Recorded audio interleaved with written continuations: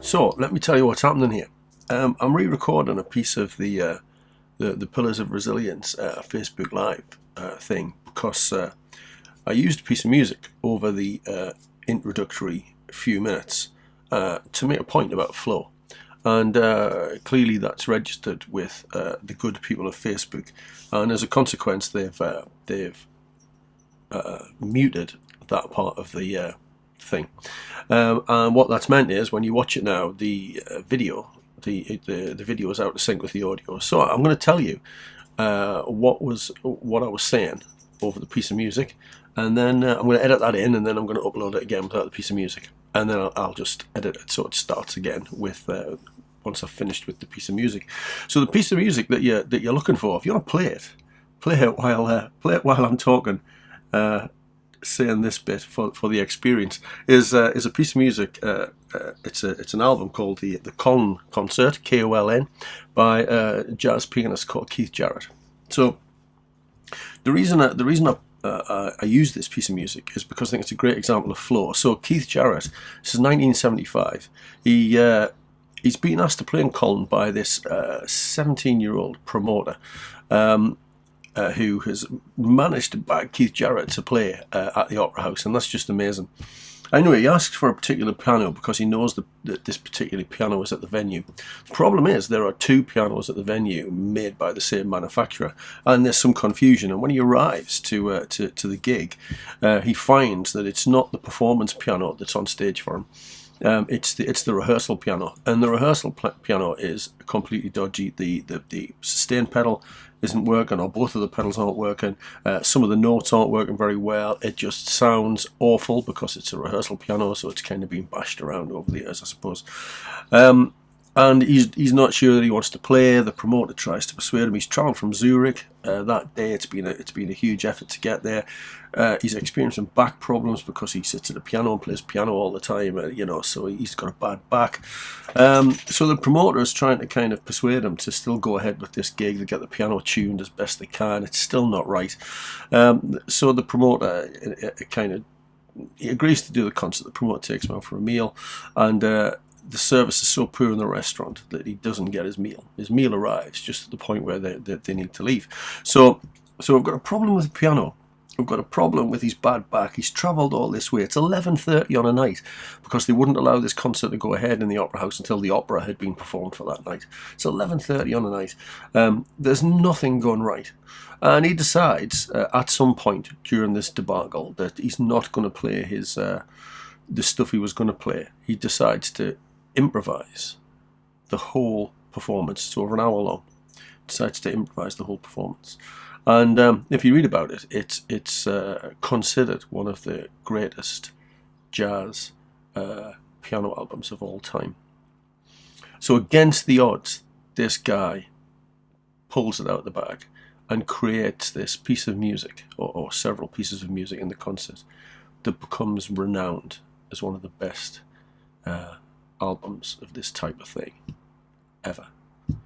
So I'll stop there, and now I'm going to take you over to the live thing that I did, and I'll pick it up there. Okay. A few things to say there. The first thing, I'm going to mention Stoic philosophy a few times, and the Stoics have this saying that the obstacle is the way.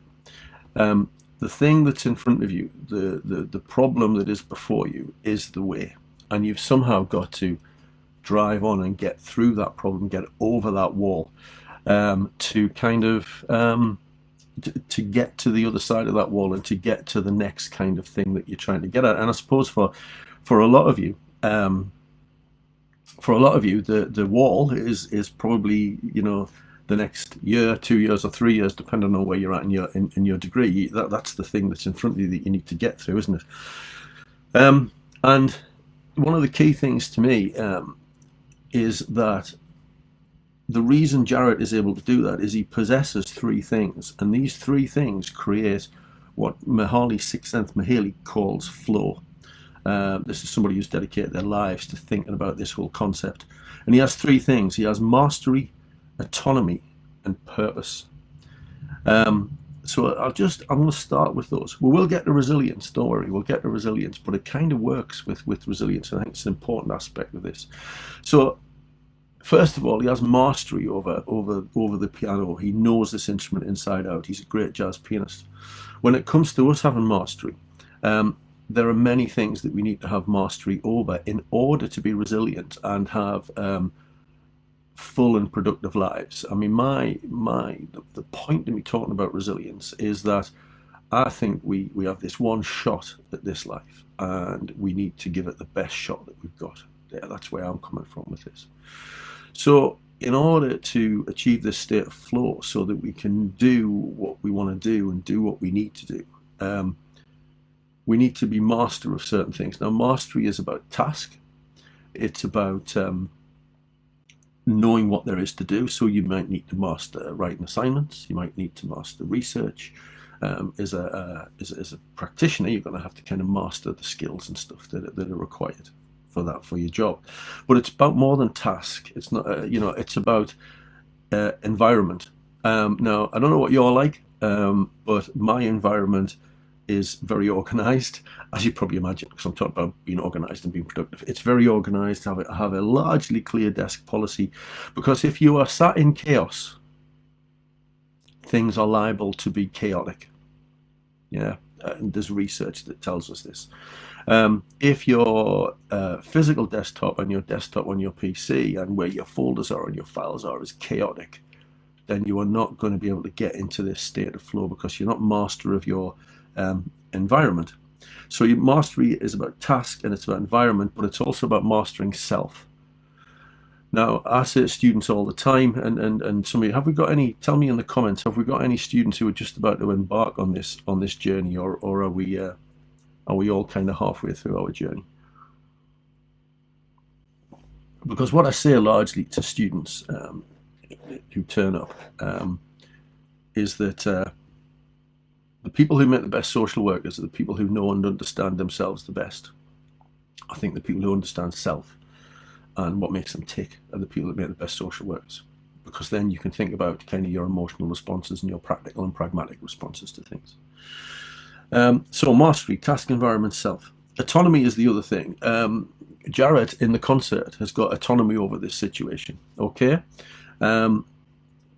Because he can play whatever he wants to play. He's decided that he's going to improvise this whole piece. He's a jazz pianist. He knows he's got mastery in that area. He's now engaged autonomy as well. Now then, in Jarrett's position, and it's the same as where we're at. I see Kelly, first year apprentice. Excellent, very good. I hope it's going well. We've just launched apprenticeships at Sunderland. We've just finished our first cohort, and they're a great bunch. They really are, and bring a lot of experience. With them to the teaching environment. So Jarrett in the concert has autonomy because he can do whatever he wants. Sometimes though, there were some things there that he didn't have autonomy over: the piano, the time of the concert, those kind of things. And our good friends, the Stoic philosophers, told you I'd mentioned them a few times. They say that there are some things that we can control, so we should control those things, and we should control them cleverly, carefully, in a structured way. There are some things that are completely outside of our control. So if we think about assignments, for example, the hand-in date for your assignments is completely outside of your control. We deliberately bunch them all up together, so you can complain about the fact that we've deliberately bunched them all up together. It's just to test you out. No, we don't. We try and spread them out, but it doesn't often work. So you've not got any control over the end dates. You've not got any control over what time your lectures are and that kind of thing. But what is under control, or your control, is how you get to the point of handing in, how you structure your time to get to that point, how you arrive at lectures, or you prepare. How prepared are you? That stuff is under your control. Some things that aren't out of our control or aren't under our control sit in the middle, and it's where we've got some influence over them, and that's where we get control in certain situations. You'll see that more as practitioners, I suppose. But thinking about that, control the things you can control, and accept the things you can't. Stoics are great at saying, and this is kind of why I like them, because it fits with my old man philosophy on life, is that actually happiness is an illusion. Life's actually just a bit shit, and sometimes you have a little bit of happiness. That kind of fits with me anyway, but there you go. Probably tells you more about me than it tells you about anything else.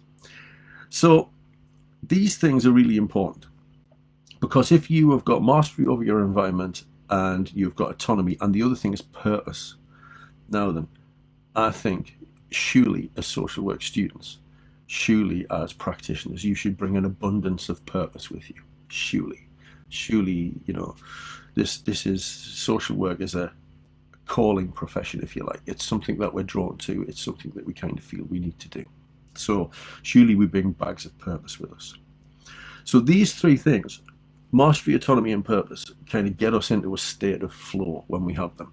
And being in flow is about being in the moment, completely absorbed in the thing that you were doing, without the distractions of other things infiltrating your mindset while you do that thing. Talk about multitasking in a bit. We're going to unpick that myth. So when you create this state of flow, it creates energy and it creates motivation.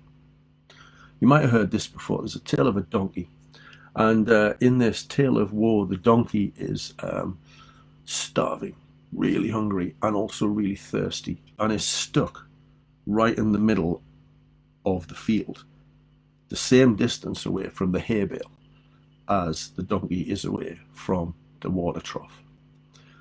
And due to a lack of motivation and due to a lack of indecision, the donkey just doesn't know what to do. So eventually, in this hypothetical tale, no animals were harmed. In this hypothetical tale, the donkey dies through indecision and lack of motivation to simply say, hang on a minute, the most important thing is I go and drink first, then I can go and eat. So we have to guard ourselves against not being motivated. I've got a great quote here from a book called Relentless by Tim S. Grover. Here it is. Do the work. Every day you have to do something you don't want to do. Every day. Challenge yourself to be uncomfortable. Push past the apathy and laziness and fear. Otherwise, the next day you're going to have 2 things you don't want to do. Then 3 things, then 4 things, then 5 things. And pretty soon, you can't even go back to the first thing. And then all you can do is beat yourself up for the mess you've created. And now you've got a mental barrier alongside the physical barriers to get the job done. We've got a low tolerance of frustration as human beings. If something appears difficult, we tend to put it off. We tend, when we've got a list of things to do, to initiate easy tasks. We tend to try and pick off the things that are fairly straightforward.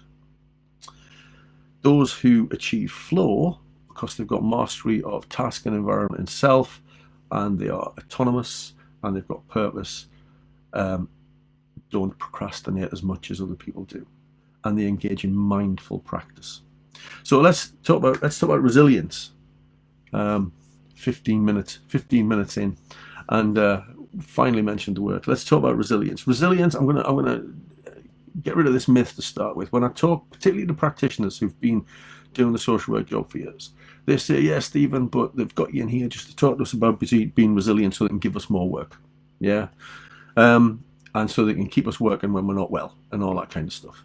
And that's not, I don't think that's true. I've never been asked to speak anywhere yet by managers who seem to be coming from that position. What they want is healthy and well staff, because healthy and well staff know how to deal with the stresses of professional life. There is a balance here. Organisations have got to be fair to their staff and not give them unreasonable levels of work. But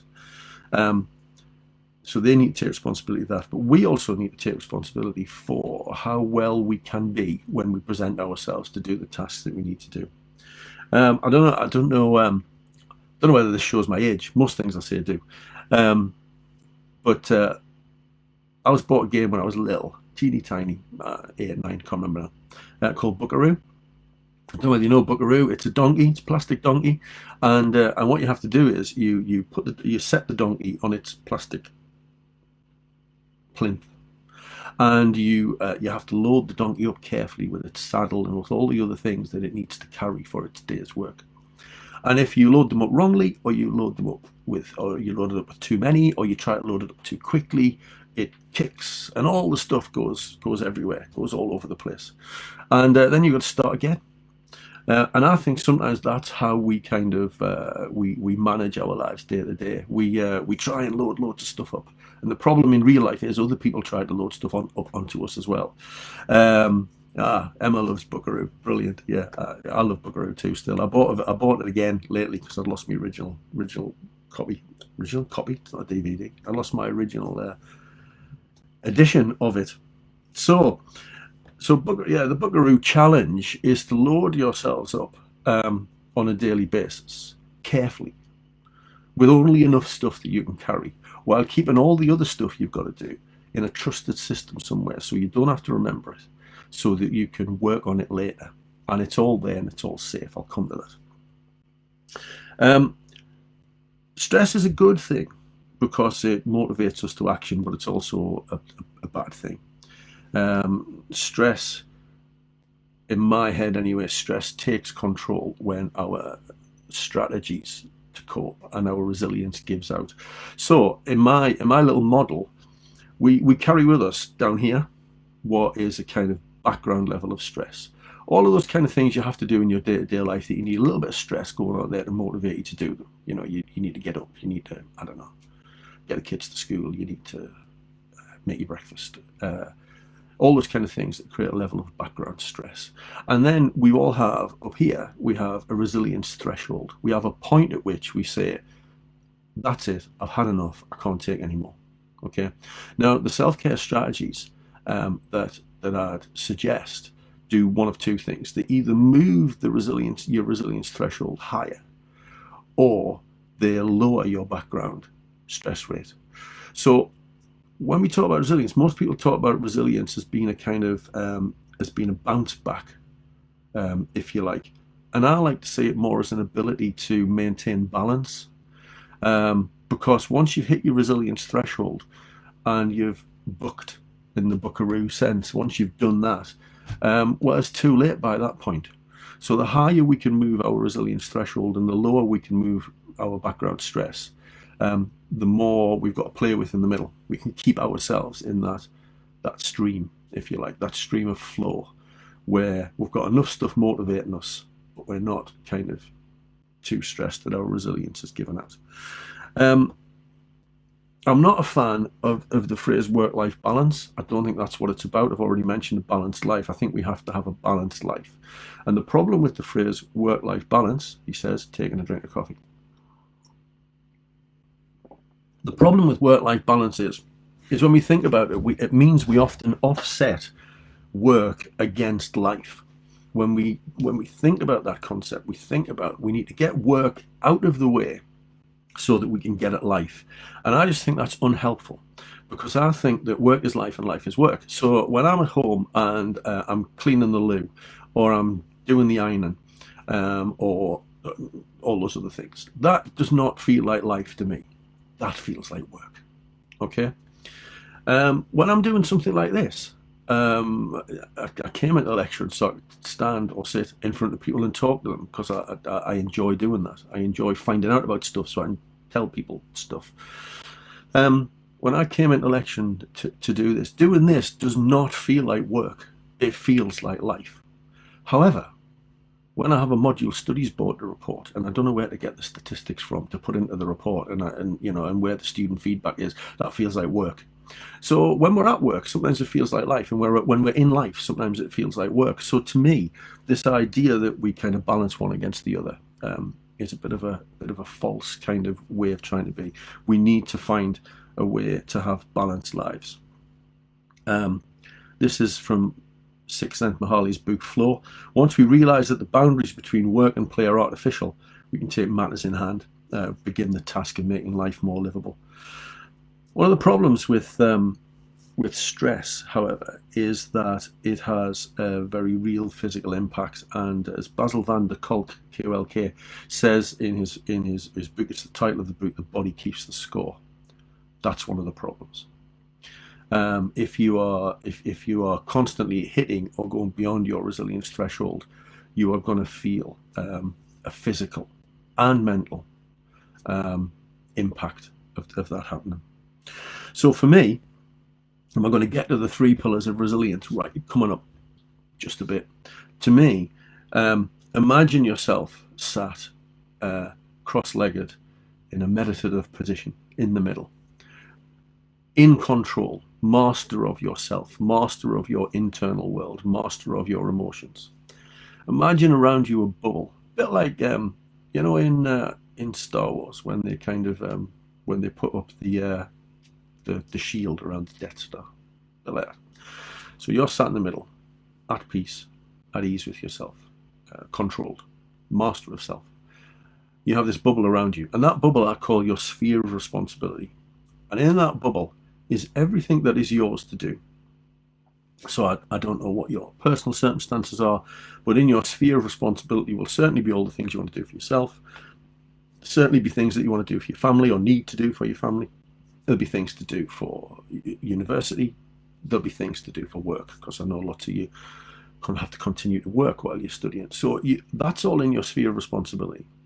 The idea is to keep yourself, be master of yourself, to keep yourself ordered, to keep your sphere of responsibility ordered, to keep out the chaos of the world. That's what we're after trying to achieve. An ordered self, an ordered sphere of responsibility to keep the chaos out. Now, the chaos sometimes gets in. Sometimes it has to. Sometimes we have to let things in because something comes along we have to do. But if you are ordered internally, ordered in your sphere of responsibility, then what you will find is that when some chaos gets in, you can manage it and move on. David Allen has written, years ago, wrote a brilliant book called Getting Things Done, The Art of Stress-Free Productivity. And he's my favorite guru. If you get the book, I tell you in the book about all of that. He's my favorite productivity guru, and he talks about having a mind like water. Now, what you'll know is that if you've got a pond and it's still, if you throw a big rock into the pond ripples, and gradually the ripples subside and go back to stillness and calm. That's what we're trying to achieve with these ideas. When our sphere of responsibility is attacked by some chaos from outside, we take it, we look at it, we explore it, figure out what it is, we manage it, and we get it into our trusted system and figure out what we're going to do with it, and we return ourselves to a state of calm and order. And there are 3 pillars of self-care, pillars of resilience that have self-care attached to them that we can do here, that we can utilize. And they are the emotional pillar, the physical pillar, and the practical pillar. So let's start with the emotional pillar. Now then,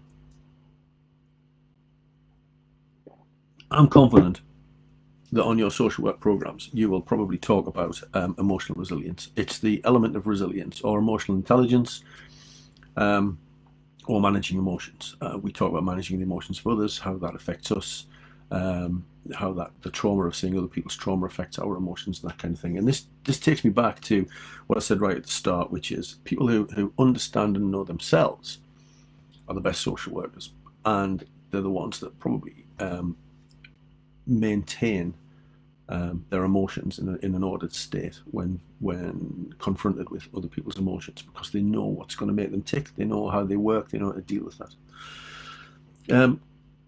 Daniel Goleman, in his book Emotional Intelligence: Why It Matters More Than IQ, says that we have 3 emotional styles: engulfed, accepting, and self-aware. So, I mean, you tell me, are you somebody that feels engulfed by your emotions? Do you feel as though you kind of have no control over them, that you react from an emotional base a lot of the time rather than a pragmatic base? If you are, then you need to think about how you do something about that. And, now's the time to play around with some ideas about how you can help yourself there. Supervision as a professional is the place to take some of that as well. Some people are accepting of their emotions. They're engulfed by them. They're accepting of them. They're just like, it is what it is. I feel down today. I feel up tomorrow. It's just the way it is. But they don't try and do anything about that. Goleman then talks about people who are self-aware and says people who are self-aware are competent pilots of their lives. They understand their emotions. They understand their emotional responses to things. Nassim Taleb goes even further with this in his book Anti-Fragile. It's not only about emotions, that book. It's quite a heavy book as well. It's worth a read, but you have to persevere with it. Maybe don't read it while you're studying, because it'll be too much. It took me 3 goes to get through it. But he talks about being anti-fragile. He says we do talk a lot about post-traumatic stress, and that's a very important thing to talk about, and something we're very keenly aware of. But also there's a thing called post-traumatic growth, and people who are self-aware and resilient can sometimes find that out of adversity they become even more resilient. They can find that they grow out of that. So if we can get ourselves to a position where we're so kind of switched on to our emotions, so competent around that, then maybe we can enhance things for ourselves in that way. So one of the ways to explore your emotional state is through reflection, and this is why one of the important things is that we are reflective practitioners. Because if we can reflect on things, one of the great things that I've done with people in the past is got them to think about a negative emotion, anger, and get them to think about a positive emotion, joy, and said, right, okay, what would you need to do to get you from angry to joyous? And then equally, what would happen to get you from joyous to angry? And kind of figure that out, and try and figure out what your triggers are around them kind of things. I will make some links. Thanks, Emma. That's a good point. I will make some links to things that I'm mentioning, and I'll put a book list up and that kind of thing on probably on the Self-Care Shorts page, and I'll stick them in here at the end. I'll point you to some things and to some books, so don't feel you need to scribble these kind of things all down. So very quickly, depending on where you're at in your social work journey, you will be aware of reflection to some degree, and you've got reflection in action, so you are thinking about what's going on as it's going on. You've got reflection on action, so you sit down afterwards and you go, what happened there? Then you've got reflection beyond action, which is the bit students forget in assignments.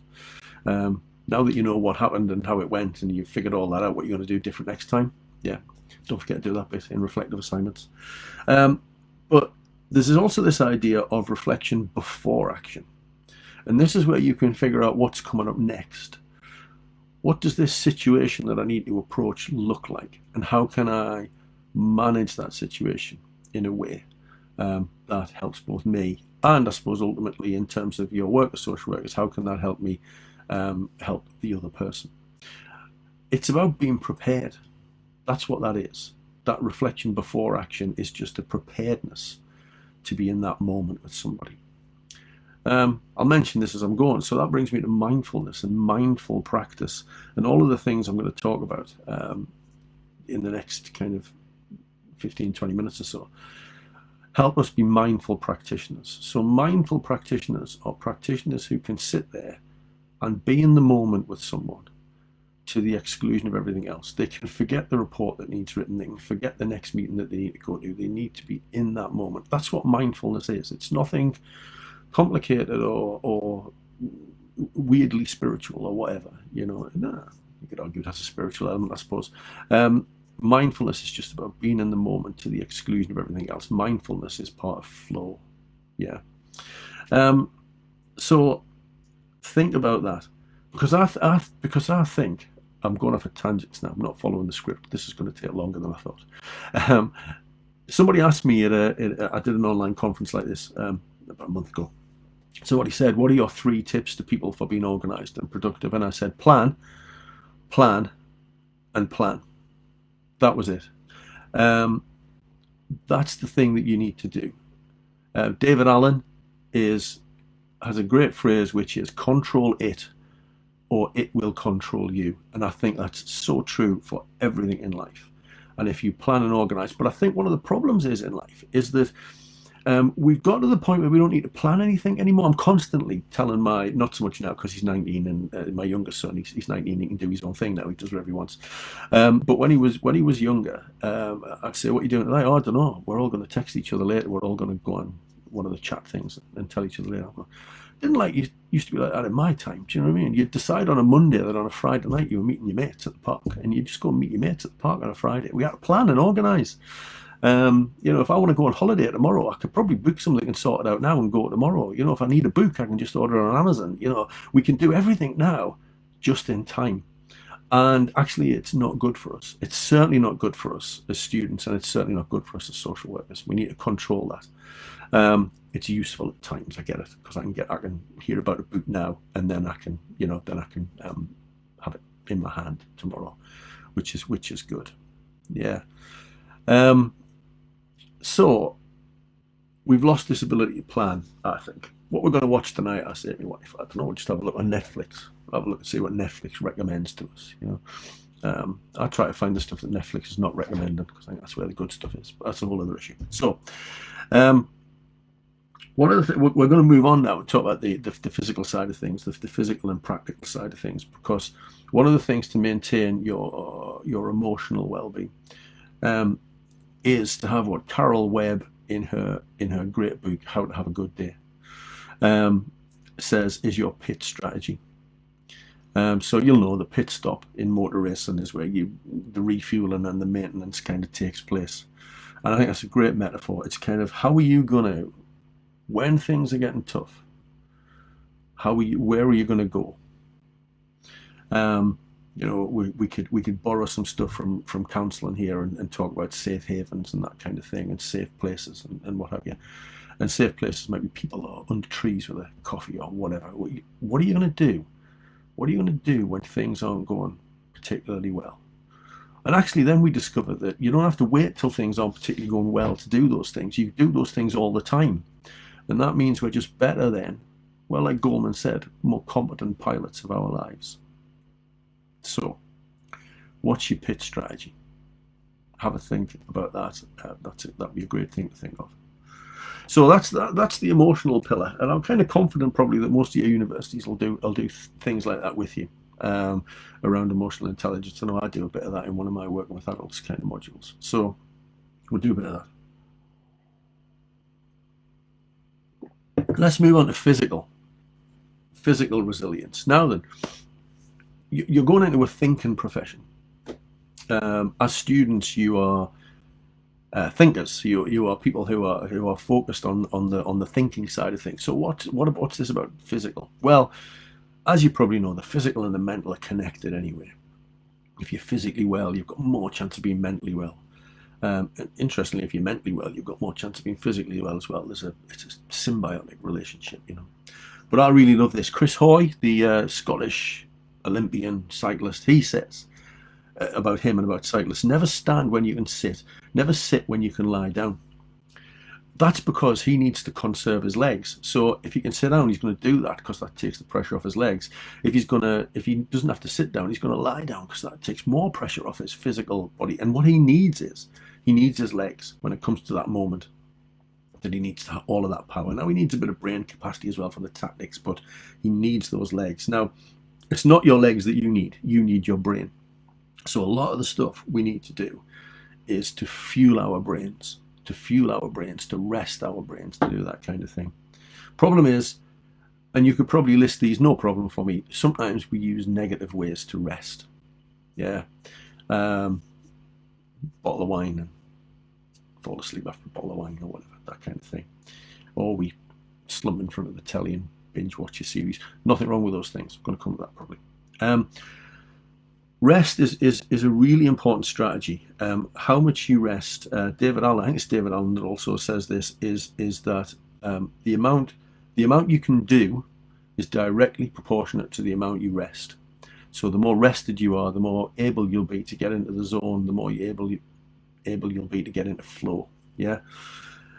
Rest is not a waste of time. One of the problems is when we're busy, we tend to deprioritize rest, leave it till the weekend, leave it till the night time. But we need to rest, little micro rests. Rangan Chatterjee talks about this, little micro rests throughout the day, on an evening, and then bigger rests on a weekend maybe. He talks about this idea of micro rests because we need to keep pepping up our motivation and our energy levels. And what's interesting is when you're resting, so when you've taken your attention away from the external world and are focusing on your internal world, your brain is only 5 to 10% less active than when you are focused on a task. Becky's having a drink or two tonight. I'll be joining you, Becky. It's Friday night. That's what Friday nights are for. But not every night. So your brain is only 5 to 10% less active when you are at rest, allegedly thinking of nothing, but actually thinking of many things. It's because something called your default mode network becomes active. And what it does is, it's like, right, okay, now you're not focusing on the outside world. Now all of this stuff that's come in to my brain, all this stuff that I've now got, I'll try and do something with, I'll try and make sense of. So your default mode network is a series of interconnected parts of your brain that get to work once you stop concentrating externally. Yeah. People who rest more have more complex default mode networks, and the complexity of your default mode network shapes your capacity for self-awareness, shapes your capacity for imagining your future, and shapes your capacity for empathy and moral judgment. Now then, in the social work profession, I think we need empathy and moral judgment.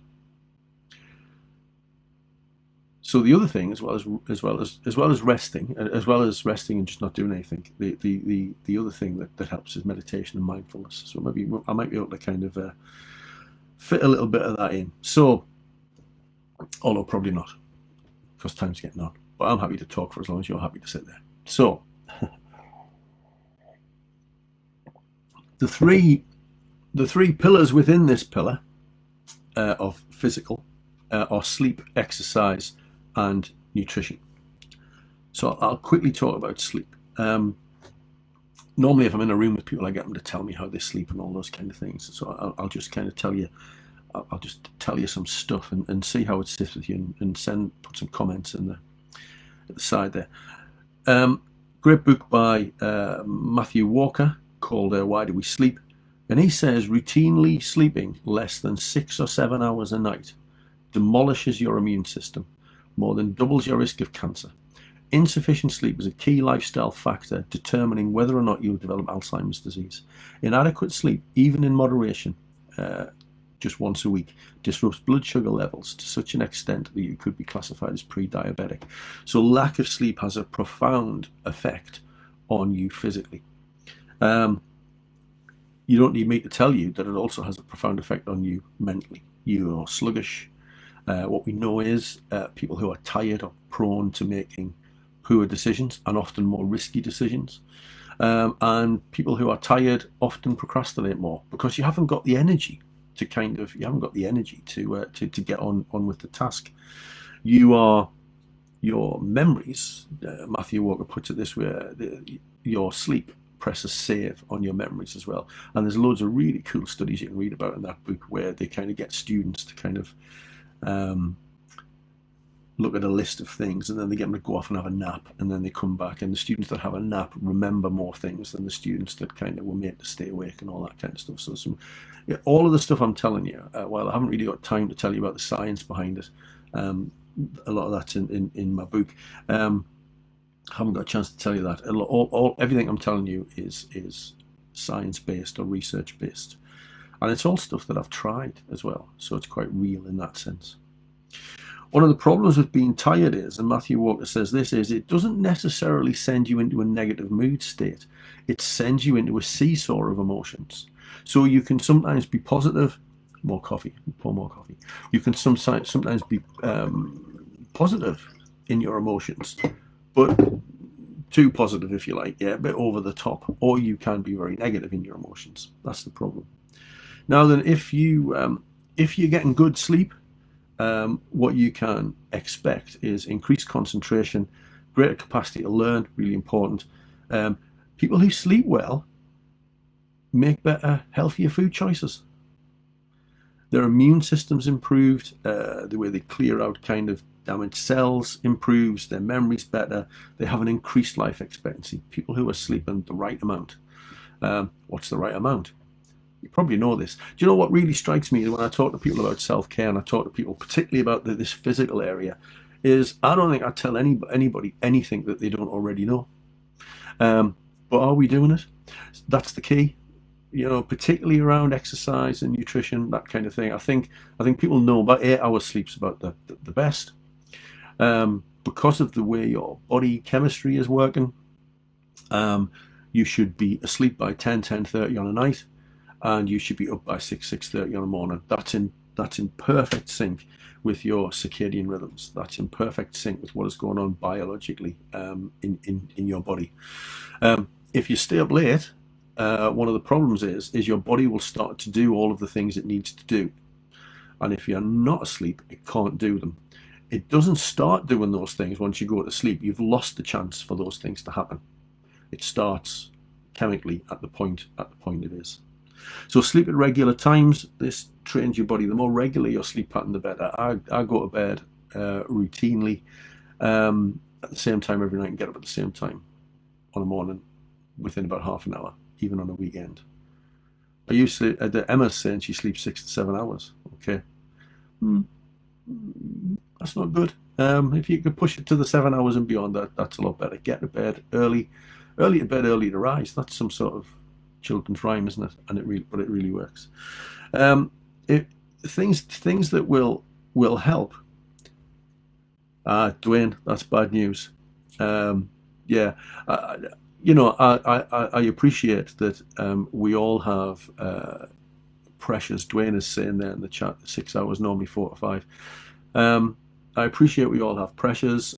I remember when my children were younger, I probably wasn't sleeping as much as I could. But I would suggest if you're sleeping less than 7 hours a day, you need to read Matthew Walker's book, and it'll be a real kind of eye opener as to the potential problems. Lots of people are talking. It's Friday night, so lots of people are talking about alcohol as we do. The other book you probably need to read for a bit of a wake up call is called, I can't see where it's at on my shelves, by Professor David Nutt, called Drink. Now, Professor David Nutt is a really interesting guy. He's the guy who said that all drugs should be decriminalized, not made legal, decriminalized, and he lost his position in government as a government advisor because he said that, because it didn't go down well with government. Because what he said was, and the other thing he said was, is alcohol is just as bad for us as all of these other drugs. In fact, if you read his book, you'll see that what he says is that actually alcohol, on balance, is worse for us than a lot of drugs that we think are worse than alcohol. It's a really interesting book. I'll put that in there. I'll put that in the list of books as well. So if you're having trouble sleeping, try to wind down. Try and have a routine. Routine's everything. Plan. Routine's everything.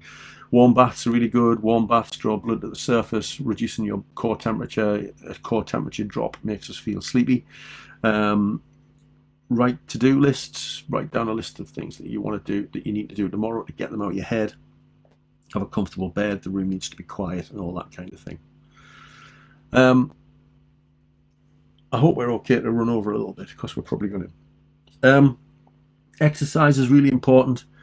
Ranjan Chatterjee says that exercise is a gateway activity. Now, one of the good things about exercise is our fight or flight response is fueled by adrenaline and cortisol. So when we're stressed, we have this fight or flight reaction, and it's fueled by adrenaline and cortisol. So we need to use that adrenaline and cortisol up, or it washes around our body all the time, and it's not good for us having those kind of high levels of adrenaline and cortisol in our body.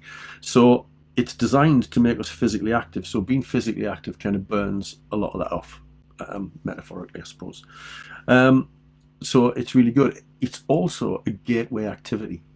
And what we mean by that, what we mean is that if people that exercise regularly tend to do other things that enhance their self-care and their well-being as well. So people who can, I mean, I go running a bit and cycling. So if you can put yourself through the torture of running 3 or 4 miles, because it is, isn't it? At the end of the day, you're going to get hot and sweaty. It's going to be uncomfortable. Then what that's shown is that you're more likely to endure or tolerate the pain, metaphoric or otherwise, of other things. So yeah, I just keep wanting to read the comments. It's all really interesting. So the state of being physically active enhances our response to stress, makes us more resilient. The other thing that it does, which is fascinating, is it increases a protein in our brain called brain-derived neurotrophic factor, and this stimulates the production of new brain cells and strengthens existing ones. So that's really important. So by exercising, we're actually enhancing not just our physical well-being, but at the end of the day, the brain's just a physical organ. I really believe that. It's a bigger debate, mind-body dualism and all that kind of thing. But I really believe that. I really believe the brain's just a physical object, just a physical thing like your heart or your lungs or whatever. So exercise not only enhances your cardio system, your strength and all those kind of things, but it enhances your brain as well. Really important. One of the other things, the final thing I'm going to tell you about exercise links to lunch breaks. Now then, I'm going to, this is my bugbear with practitioners all the world over. Not just in social work, but also in all walks of working life. We've got ourselves into this cul-de-sac where people don't take lunch breaks, and it's madness. Remember I talked about pit strategies and micro rests and that kind of thing. Lunch is a perfect time to have a micro rest. I've got some research I'll tell you about which proves this. Having a micro rest at lunchtime is really important. I have 4 rules. I'll share my blogs with you. I've got a blog about this. I have 4 rules for lunch breaks. Rule number 1, take one. You only need 20 minutes to half an hour. Longer's better. Take one. Rule number 2, move away from your study or work area. Go somewhere else. Rule number 3, get outside. Lots of evidence. We're designed to be in green spaces. We're designed to be outside. It's who we are. It's our evolutionary past. It's our evolutionary history. And number 4, get some exercise. Take a lunch break, move away, get outside, get some exercise. Now, that's not possible all the time. I would suggest that rule number 1, take a lunch break, is a must.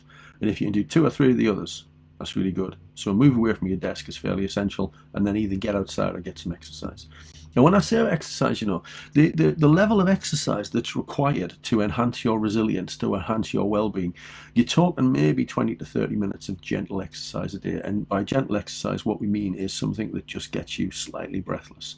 So a brisk walk for 20 minutes a day is just about enough. You need a little bit more than that to hit the Chief Medical Officer's 150 minutes of moderate exercise a day. But 20 to 30 minutes a day, you know, just go for a walk. You can do that in your lunch break. It doesn't have to encroach on anything else. One single session of aerobic exercise, no matter what the fitness level in this study was, one single session of aerobic exercise leads to faster processing, faster reaction times, clears your head, makes you more effective at planning, gives you better short-term memory performance, and gives you more self-control. In a University of Bristol study, they have found that taking a lunch break with some gentle exercise boosted mood and motivation in the afternoon by 41% and improved the ability to deal with stress by 20%.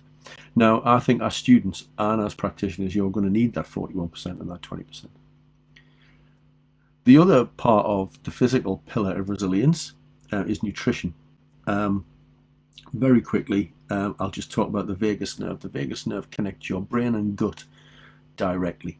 It's a direct communication, and your gut has an impact. Your gut biome, the bacteria in your gut, has such a strong influence on your brain that people who research this area have started calling it the second brain. That's how significant it is. 80% of your immune system is in your gut, so a healthy gut is really important for a healthy lifestyle. A healthy microbiome also influences your susceptibility to anxiety and depression. What they've found in studies of people who experience anxiety, significant anxiety and depression, is that if they improve their gut biome, for a number of people, it improves their symptoms. Really important. The final thing on nutrition, before I move on to practical resilience, is the dehydration cycle. Okay, if you've all done presentations, assessed presentations, you'll know that when you feel stressed and you're about to talk, your mouth goes dry. That's because there is a cyclical relationship between stress and hydration.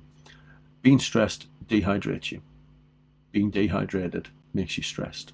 Okay, so if you are dehydrated, if you're not drinking enough fluids, that puts your body under a physical stress. Now, our body has one stress response to everything. It floods you with adrenaline and cortisol. It's not clever. Your amygdala, which does this primarily, is not clever. It has this one response of, oh, we're stressed. That's physical stress, mental stress, or emotional stress. We're stressed. Do the job. So if your body is physically stressed, your stress hormones kind of are activated, and that dehydrates you. Normally because your heart rate and blood pressure and breathing are elevated when you're stressed often. So it's a relationship. So keep yourself hydrated, and keep yourself hydrated more if you're in a stressful situation. So we've done, with barely any time left, but I'm going to keep going. I hope that's okay with you all. We've talked about emotional resilience. We've talked about physical resilience. I'm going to finish off by talking about practical resilience. So this is the being organized bit. Okay, now as students and as fledgling social workers, when you get into your ASYE and beyond, we are managers of information. Now I know you came into social work to talk to people, but you will end up being a manager of information as well as doing the talking to people. Okay, so being organized takes discipline, and the key is trying to get all your ducks in a row. My favorite phrase. Trying to get all your ducks in a row, and being organized is habit forming. So once you start doing it, you almost can't stop yourself. Yeah. So I'll give you a couple of little quotes here. The reason we need to be organized is this. Jordan Peterson says this: when things break down, what has been ignored rushes in. So this is the mind like water thing. This is the rock in the pond. When things break down, what's been ignored rushes in. When things are no longer specified with precision, the walls crumble and chaos makes its presence known. When we've been careless and let things slide, what we have refused to attend to gathers itself up, adopts a serpentine form, and strikes, often at the worst possible moment. Thomas Mitchell, writing in 1913, we haven't changed a lot in the last 100 and odd years, says, it's wonderful how much work can be got through in a day if we go by the rule, map out your time, divide it off, and take up one thing regularly after the other. To drift through our work or to rush through it in helter-skelter fashion ends up in comparatively little being done. One thing at a time will always perform a better day's work than doing 2 or 3 things at a time. By following this rule, one person will do more in a day than another does in a week. So what we're trying to do is establish routine. I'm fond of saying a good day starts the previous day. Yeah. A good week starts at the end of the previous week. A good month starts the previous month. A good year starts at the start of the year, the end of the previous year. And a good life needs planning. Yeah. Because how organized you are will have an impact. Interesting. What I would say is that we need to be clear about when we plan, and we need to not try and plan and do at the same time. So you need to set time aside to plan. I plan every Friday afternoon for the following week. I look at the week ahead and I think, what do I need to do? When am I going to do it? Where are my pinch points? Where am I going to have a long day? Where can I afford to have a shorter day? Where can I afford to take a long lunch break? When am I going to do all this stuff? Plan it all out. And then interestingly, what he says is there, what he says is, yeah, I'm back in 1913, yeah, because we've not changed at all. In fact, that's one of the things that I often say right at the start, and I didn't say it for no other reason than I didn't, is that there's a great book by a guy called Alvin Toffler, written in 1970, and he predicts how things are going to be in the year 2000, he says, but it's how it is now. He predicts how things are going to be. And the problem is, we are still trying to catch up from an evolutionary perspective to this new environment we now inhabit. We inhabit a world of constant change, and we're not designed to deal with constant change. We're designed to deal with fairly stable situations. But often in workplaces, you come in on a Monday morning and you have to check that we're still doing things the same as we did them on Friday. Yeah, that's how it feels in workplaces a lot of the time. The thing that Thomas Mitchell says there is one thing at a time performs better than multiple things, and this is true. Multitasking is a lie. The productivity literature and the research in this area is absolutely clear. Multitasking is a lie. We cannot multitask. Now, I'll do this with you, even though I won't be able to hear you doing it. But what I want you to do is just count from 1 to 10. 1, 2, 3, 4, 5, 6, 7, 8, 9, 10. Easy. It's something we know how to do very well. Say the alphabet. Just say the first 10 or 12 letters of the alphabet. A, B, C, D, E, F, G, H, I, J, K, etc. Something we know how to do. Two things that I would suggest are part of our kind of automatic brain, as Daniel Kahneman calls it. Our automatic brain just deals with things like that we know by rote. Yeah. Now, if you try and intersperse those two things, you try to multitask those two things and go 1A, 2B, 3C. Try that. I'll have a drink of coffee. Now, unless you're fab and incredible, you will have found that by the time you got to about maybe G, H, I, J, K, you'll have started to slow down. Because trying to do two things at once means we're trying to hold two things in our heads. Two things we know very well, and we find it really difficult. I hope that worked. It tends to work when I do it in a room, and the whole thing descends into chaos. So we can't multitask. In fact, and the research bears this out. Research done at Vanderbilt University in America, I think it's America, said that doing two tasks at a time took 30% longer than doing them one after the other, and there were twice as many errors in the finished task. And a study that Microsoft did found that after an interruption to read an email, it took 10 to 15 minutes for the person who'd been interrupted by the email to get refocused on the task that they were doing. So this tells me that we need to turn off our phones when we're trying to do some deep work, when we're trying to write an assignment or trying to write a report. We need to turn off phones, turn off alerts, that kind of thing. Yeah. So, because if you try and multitask, it takes you longer, you make more mistakes, and if you get interrupted while you're in what Cal Newport calls deep work, if when you're interrupted in deep work, it takes you 15 to 20 minutes to get back on task, which is why it takes longer to do. Yeah. It's really important. It's one of the kind of positives that we can take out of maybe the current situation we find ourselves in with a lot of home working, is that people are finding it easier. I've heard this from one or two people. People are finding it easier to carve out space for quiet time to write reports because they're not in a busy office environment. That's not to say busy office environments aren't really good. Busy office environments are really important, particularly where creativity or exchange of ideas is something that's to do part of the work. And social work's a bit like that. We tend to bounce ideas around with each other, think about things. People's lives are at the end of the kind of things that we're about to do. So sometimes you do want to check those things out. So office environments are good. It's not a binary thing here. Office environments are good for some things.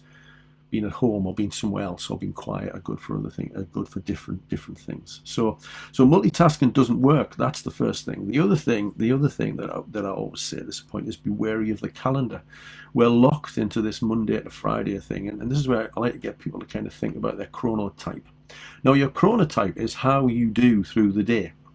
Now, I'm an early bird, so I'm up at 6:30 every day. The best part of my day is from when I get up till round about now. It's a downhill thing after this. I tend to then have some lunch about 12ish, and that perks me up for a little bit, and I'm good till about 3, and then I'm not good after that. Other people are different. It takes them till 9, 10 o'clock to get going, and they're good till like 6, 7 o'clock in the night. The reality of that is we're all better on a morning, whenever your morning starts. Morning is the best time to do your serious thinking, deep work kind of stuff. Okay. So thinking about your chronotype helps you schedule your day, helps you think about when to do the different tasks that you might need to do.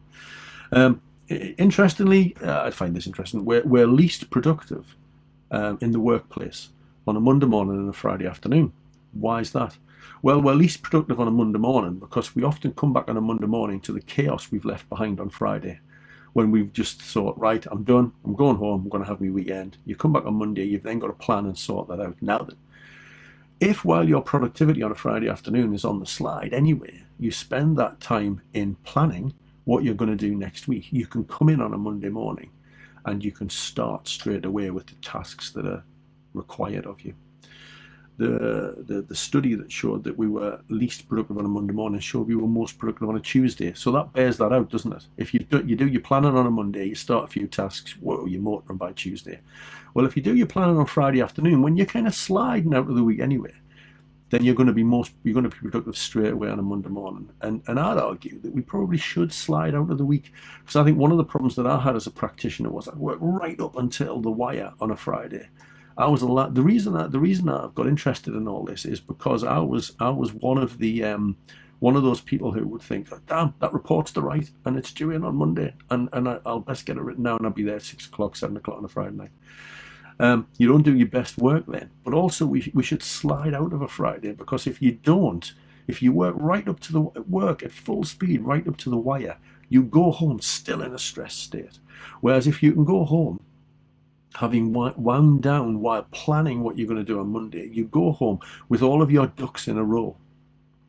And that will give you a better chance of being relaxed on a weekend and being able to kind of leave work behind.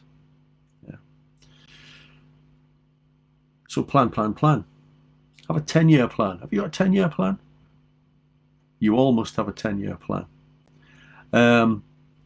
So if you've got a 10-year plan, you know where you're going. You don't get into a car and decide just to drive somewhere, do you? Unless you're going on a magical mystery tour, then you might.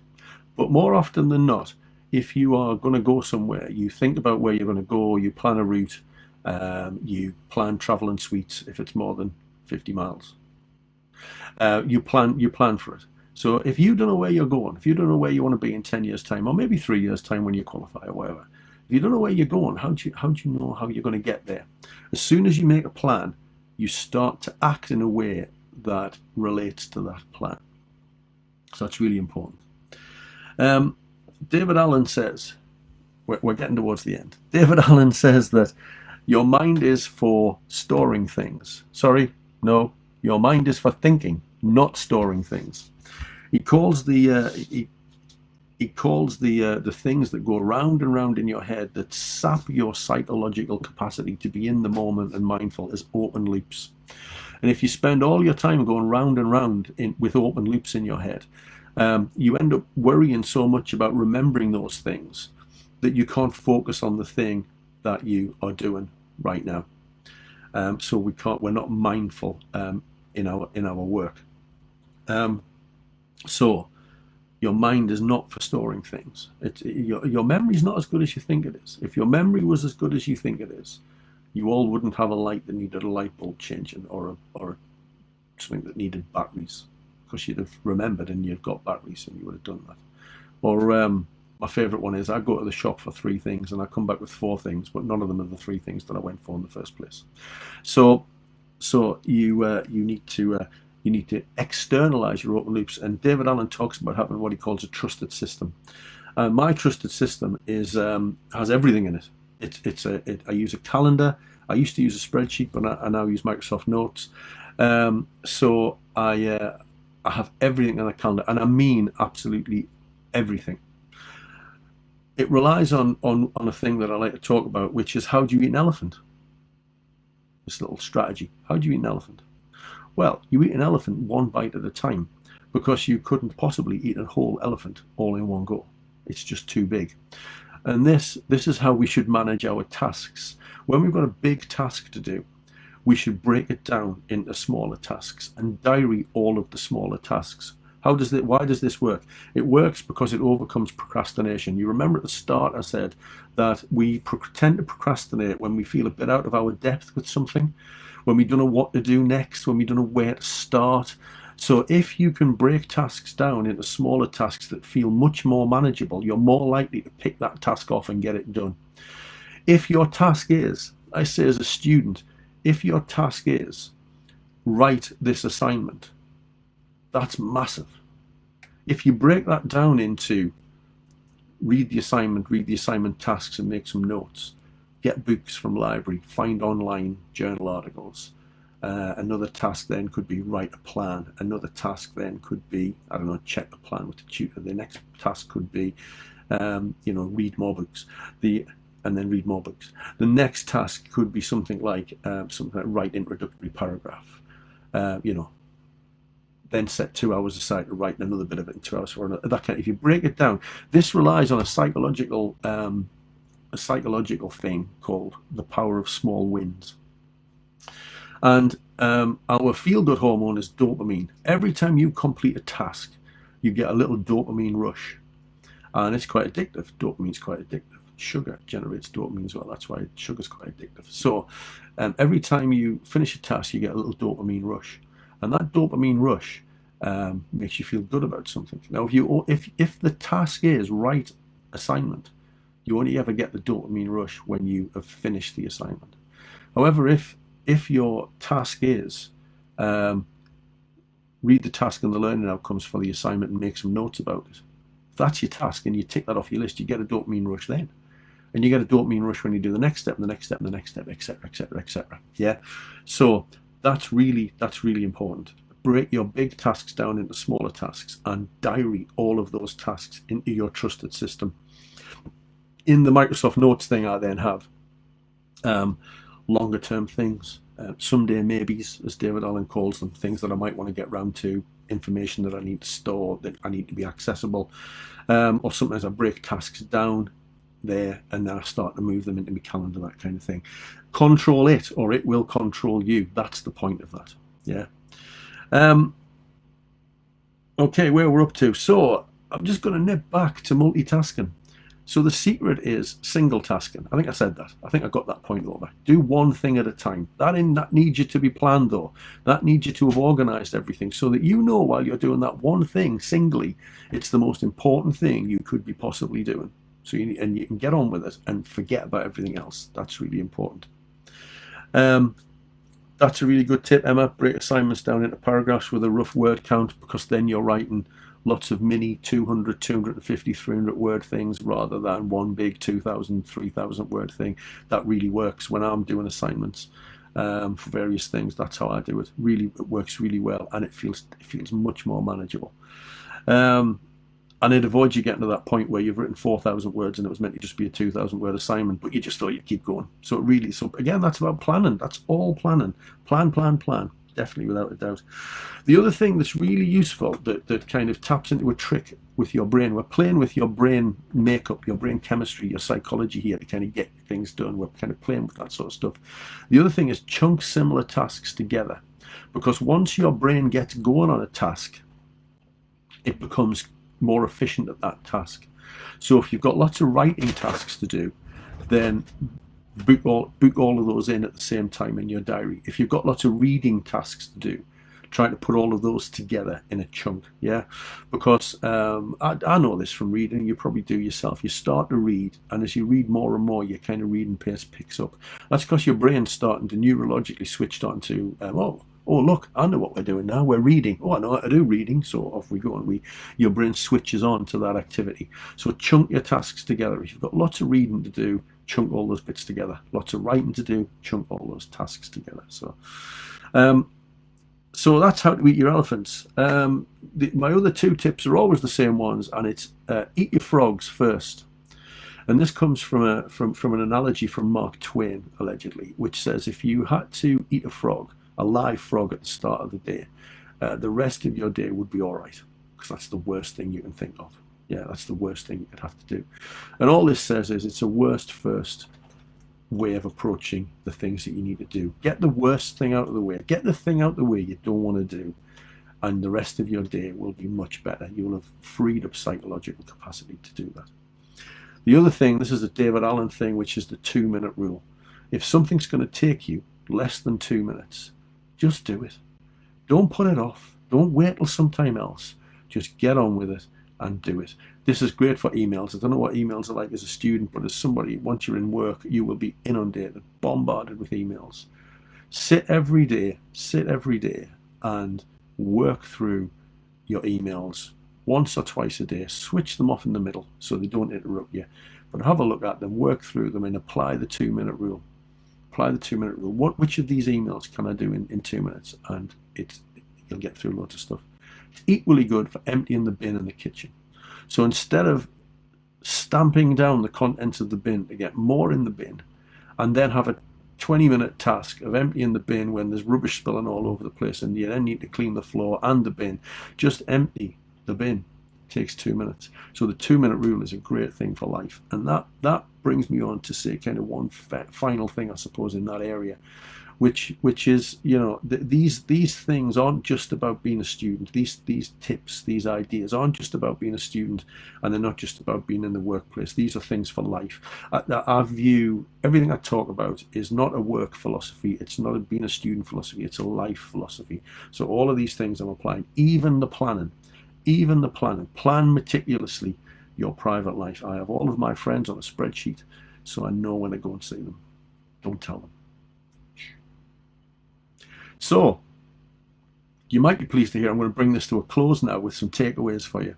I hope that's okay. I've ran over, and I always run over, and that's kind of just the way it is. So the takeaways are: you can only control what you can control.